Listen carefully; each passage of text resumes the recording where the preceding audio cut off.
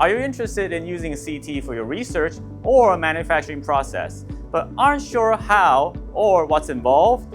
Well, don't worry, because I'm here to show you how to set up samples, performing scans and getting results, and automate the whole process if you choose to have the option. My name is Huang, and today I'm going to show you our most versatile CT equipment, the CT Lab HX130. This is a whole self-contained CT system. Doesn't have any external chiller, everything's inside and ready to go once you plug it in. So you can see here, this is the X-ray source. In the front is a small groove where you can put your own filter or use a filter we provide like aluminum and copper depending on your sample.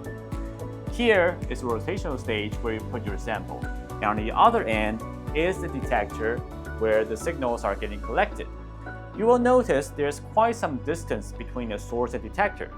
That's because you can put your sample closer to your X-ray source to have a higher magnification, high resolution scan, or move it further away from the X-ray source to accommodate larger samples up to 200 mm.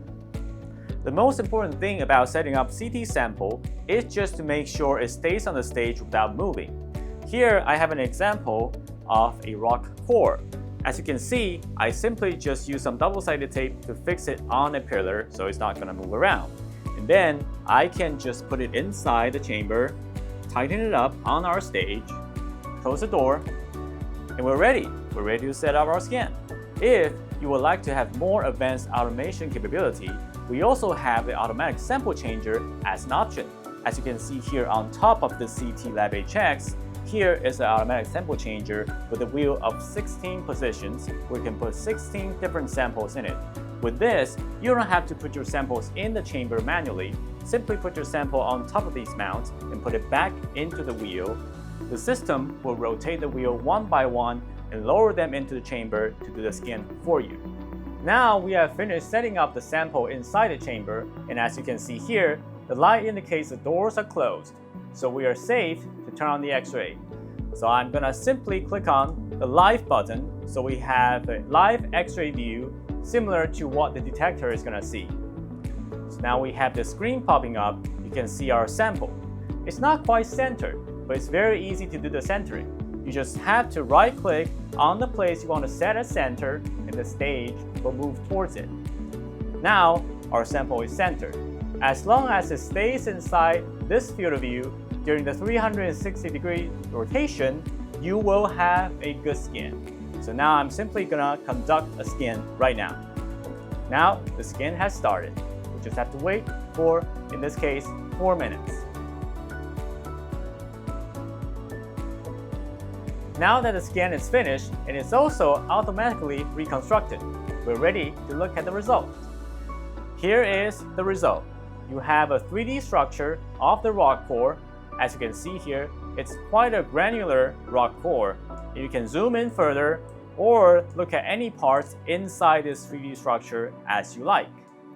And you can also export this data to some analysis software to do further analysis quantitatively or qualitatively.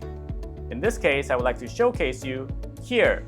I export this data into a software. Now we have a good 3D rendering to look at the rock. And you can start doing analysis, like if I want to focus on the high density particles, I actually can just single it out and showcase where they are. And if you do segmentation, you can further ask questions like how big they are, what's their size distribution. In this case, they are also color-coded into different colors indicating how big they are. And I'll show you the scale bar showing their sizes. Now, to set up scans for the samples in our automatic sample changer, we simply just have to do this. Click on the job scan settings. It will pull up a menu where you can set up each individual scan parameters for all the samples you have in the automatic sample changer.